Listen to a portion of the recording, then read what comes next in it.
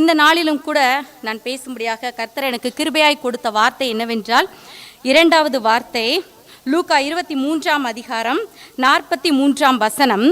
இயேசு அவனை நோக்கி, இன்றைக்கு நீ என்னுடனே கூட பரதீசில் இருப்பாய் என்று மெய்யாகவே உனக்கு சொல்லுகிறேன் அப்படின்னாரு.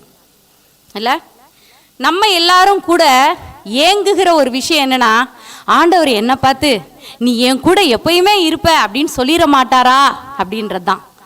அதற்காகத்தானே இயேசுவை நோக்கி ஓடுகிறோம். இல்லை, இயேசுவோடு கூட நான் நித்தியமாக வாழ வேண்டும், நிரந்தரமாக வாழ வேண்டும். அவர் நல்லவர், அவர் பரிசுத்தர், அவர் போதுமானவர். ஸோ அவரோடு கூட பரலோகத்தில் வாழணுன்ற ஆசையில தான் ஒவ்வொரு நாளும் கிறிஸ்துவுக்காக பாடுகளை சகித்து சகித்து சகித்து இந்த உலகத்தில் வாழ்ந்துகிட்டு இருக்கோம்ல.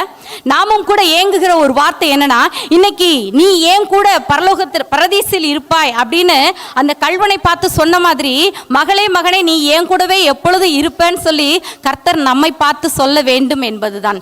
ஓகே, இந்த வார்த்தையை அவர் யாரை பார்த்து சொன்னார்? ஒரு நல்லவனை பார்த்து சொன்னாரா, நீ என் கூட இருப்ப பரலோகத்துல என்று? வானத்தையும் பூமியையும் வார்த்தையினால் உண்டாக்கின கர்த்தர் நல்லவனை பார்த்து சொன்னாரா? No, he was a criminal. அவன் ஒரு குற்றவாளி, அவன் ஒரு கள்ளன், திருடன். அவனை பார்த்து தான் சொன்னாரு, நீ இன்றைக்கு என்னுடனே கூட பரதீசில் இருப்பாய், you will be with me in Paradise அப்படின்னு சொல்லி சொன்னார். ஏன் அப்படி சொன்னார் அப்படின்னு சொல்லி பார்த்தோம்னா, அதற்கு காரணம் அந்த திருடன் ஆண்டவரை பார்த்து சொன்னா, ஆண்டவரே நீர் உம்முடைய ராஜ்யத்தில் வரும்போது அடியேனை நினைத்தருளும் சொல்லிட்டு. அதற்கு முந்தி வரைக்கும் நீங்க நல்லா ரீட் பண்ணீங்கன்னா தெரியும், 2 கள்ளர்களும் கூட கீழே இருக்கிற பரிசேயர்கள், சதிசேயர்கள், வேதபாரகர்கள், நியாயசாஸ்திரிகள், தேசாதிபதிகள் அவர்கள் எப்படி இகழ்ந்தார்களோ அதே போல இகழ்ந்து கொண்டிருந்தார்கள் சொல்லி வேதம் சொல்லுகிறது. நீர் தேவனுடைய குமாரனே, ஆனால் சிலுவையிலிருந்து இறங்கி வா, என்னையும் ரட்சி, உங்களையும் ரட்சின்னு சொல்லிட்டு அவர்களும் இகழ்ந்தார்கள் என்று சொல்லி பார்த்தோம். அந்த கள்ளர்கள் இருவரும் இகழ்ந்தவர்கள் தான். அந்த பூமியிலிருந்து அந்த துஷ்ட மனிதர்கள் பேசுகிற வார்த்தைகள் எல்லாம் கேட்டு கேட்டு இவங்களும் அதே மாதிரி அந்த சிச்சுவேஷன் எப்படி இருக்கோ நானும் அதே மாதிரி. எல்லாரும் குடிக்கிறாங்க, நானும் குடிக்கிறேன். எல்லாரும் தப்பு பண்றாங்க, நானும் தப்பு பண்றேன். அதுல தப்பே இல்லைன்னு சொல்லி அந்த உலகத்தோடு ஒன்றரை கலந்த மனிதனாக இருந்தான். கொஞ்ச நேரம் கழிச்சுதான் அவன் கேட்கிறான், இயேசு கிறிஸ்துவின் அன்புள்ள வார்த்தைகளை, கிருபையுள்ள வார்த்தைகளை, உப்பால் சாரமேறின வார்த்தைகளை கேட்கிறான். இவ்வளவு கொடுமையும் தூஷணமுமாய் பேசுகிற இந்த மனிதர்களுக்கு முன்பாக இவர் என்ன பேசுறாருன்னு பார்த்தா, பிதாவே இவர்களுக்கு மன்னியும், அவங்க என்ன செய்யறோன்னே தெரியாம இருக்காங்களே அப்படின்னு சொல்லி அவர் மன்னிக்கிற அந்த அன்பின் வார்த்தையை கேட்கிறாங்க. இவன் கேட்கிறான், என்னடா அது இப்படியா? இவ்வளவு தூரம் அவர் அசட்டை பண்ணப்பட்டவரும், மனுஷரால் புறக்கணிக்கப்பட்டவரும், பாடுகள் அனுபவித்தவரும், நிந்தை அனுபவித்தவருமாய் இருந்தாரு. இவ்வளவு தூரம் பாடுபட்ட அது ஒரு மனுஷனா இல்ல வேற என்னமான்னு தெரியாத அளவுக்கு முதுகு முழுவதும், உடல் முழுவதும் காயத்தினாலும் உளப்பட்ட நிலம் போல இருந்த அவரு இவ்வளவாய் தன்னை கொடூரமாய் கொலை செய்து கொண்டிருக்கிற இந்த மனிதர்களை இப்படி மன்னிக்கிறாரே அப்படின்றத பார்க்கிறான். இவர் he is not normal human being, இவர் தேவகுமாரன் சொல்லி முடிவு பண்றான். முடிவு பண்ணிட்டு தன்னை பார்க்கிலும் சீக்கிரமாய் மரிக்க கூடிய நிலையில் இருக்கிற இயேசுவை பார்க்கிறான். இப்ப அவன் பார்க்கிற பார்வை ஆவிக்குரிய விதமாக பார்க்கிறான். மாம்சீகமா பார்த்திருந்தா அவரே எனக்கு முன்னாடி சாக போறாரு, இவரால எனக்கு என்ன யூஸ்?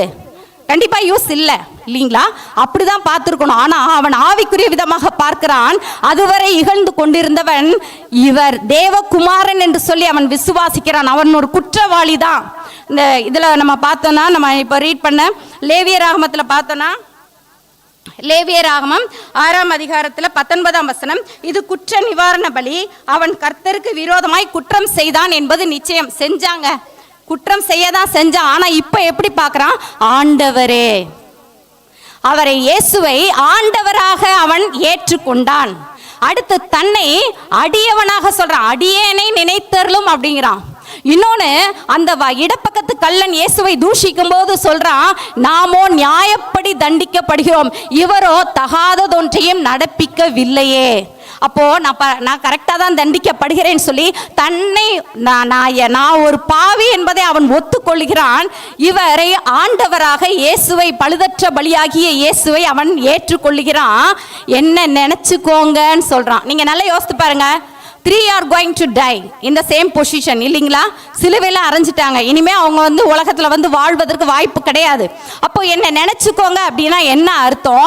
எனக்கு ஃபேவர் பண்ணுங்க, எனக்கு ஏதாவது நன்மை செய்யுங்க, நீர் உம்முடைய ராஜ்யத்தில் வரும்போது. அப்போ அவன் என்ன டிக்ளேர் பண்றான்னா, இந்த இயேசு கிறிஸ்துக்கு ஒரு ராஜ்யம் இருக்கிறது. ஆமென். அந்த ராஜ்யம் மகிழ்ச்சி உள்ளது. ஆமென். ஹல்லேலூயா. அப்போ அதுல என்ன நினைச்சுக்கோங்க, I should be with you, I would like to live with you அப்படின்ற மாதிரி அவன் சொல்றான். இது போதாதா இயேசுவுக்கு? அந்த கடைசி நிமிஷத்திலே ஆத்தும ஆதாயம் பண்ணார் பாருங்க. நீ ஏன் ஒரு குற்றவாளி, ஏண்டா நீ பண்ணாத அட்டகாசமே இல்லை, இப்போ ரொம்ப உஷாரா வந்து என்ன பண்ற, என் கூட வாங்கன்னு சொல்றியே அப்படின்னு சொல்லி திட்டலை, குறை சொல்லலை. நீ கொஞ்சம் நல்லவனா மாறு, நீ எவ்வளோ பேசுன, இன்னும் கொஞ்சம் வேற ஏதாவது சொல்லி என்னை இது பண்ணுன்னு சொல்லி சொல்லலை. உடனே ரட்சிப்பு கொடுத்தார். இன்றைக்கு நவ் டுடே, இன்றைக்கு நீ என்னுடனே கூட பரதீசில் இருப்பாய்ன்னு சொல்லி அந்த ரட்சிப்பை உடனடியாக கொடுத்தார். ரட்சிப்பு இலவசமானது. ஆமென். ஹல்லேலூயா. ஆண்டவராகிய இயேசு கிறிஸ்துவின் பிள்ளைகளாகிய கிறிஸ்தவர்களாகிய உங்களுக்கும் எனக்கும் கிடைச்ச விலையேற பெற்ற பாக்கியம் ரட்சிப்பு. இந்த பூவை மட்டும் வாழ்க்கையில விட்டுறாதீங்க. ஆமென். இந்த ரட்சிப்பு நிறைவேற பிரயாசப்பட வேண்டும். ஆண்டவர் எவ்வளவாய் அன்பு கூர்ந்து சொல்றாரு பாத்தீங்களா? ஆண்டவர் என்ன சொல்றாருன்னா, நீ இன்றைக்கு என்னுடனே கூட பரதீசில் இருப்பாய். பரதீசனா பாரடைஸ். அங்க என்ன இருக்கும்னா ஜீவ விருட்சம் இருக்கும். பரதீசின் மத்தியில் இருக்கிற ஜீவ விருட்சத்தின் கனியை உனக்கு புசிக்க கொடுப்பேன் அப்படின்னு சொல்லி சொல்றாரு. இந்த ஜீவ விருட்சம் ஆதாமும் ஏவாளும் அவர்கள் இழந்து போன விருட்சம், பாவம் செய்தது நிமித்தமாக அந்த ஜீவ விருட்சத்தை புசிக்க முடியல. ஆண்டவர் அதற்கு தேவதூதர்களையும் சுடரொளி பட்டய காவலையும் வச்சுட்டு அவங்கள துரத்திட்டாரு. அந்த ஜீவ விருட்ச கனியை நான் உனக்கு புசிக்க கொடுப்பேன்னு சொன்னார். யாரை பார்த்து சொன்னாரு? குற்றவாளியை பார்த்து சொன்னார்.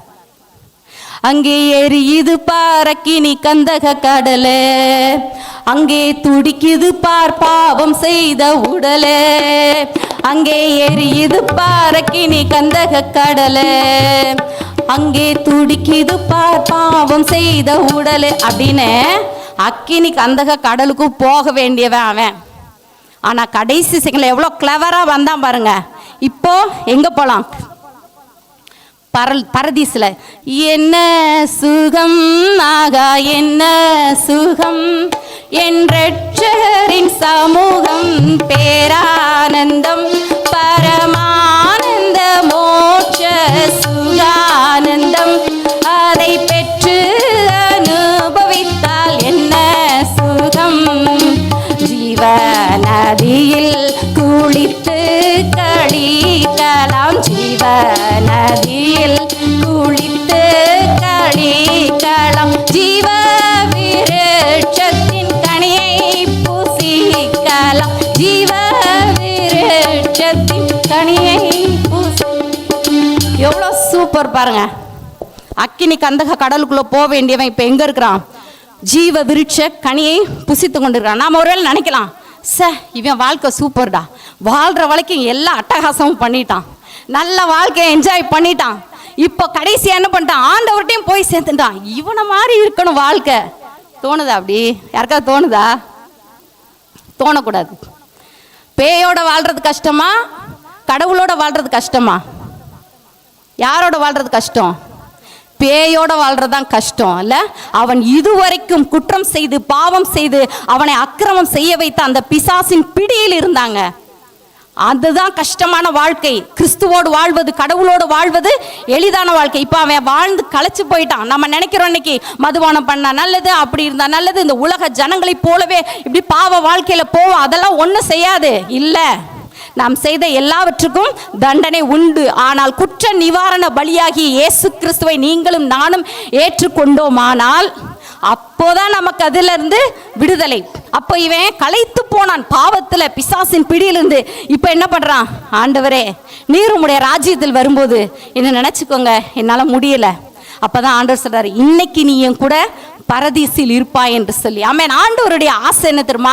நம்ம எப்பயுமே அவரோடையே இருக்க வேண்டும் என்பதுதான். ஆமென். அங்க அவனுக்கு அவர் கொடுத்தது அந்த ரட்சிப்பு. ரட்சிப்பு என்பது விலையேற பெற்றது. வாசிங்க, எபிரேயர் 2ஆம் அதிகாரம் 4ஆம் வசனம்.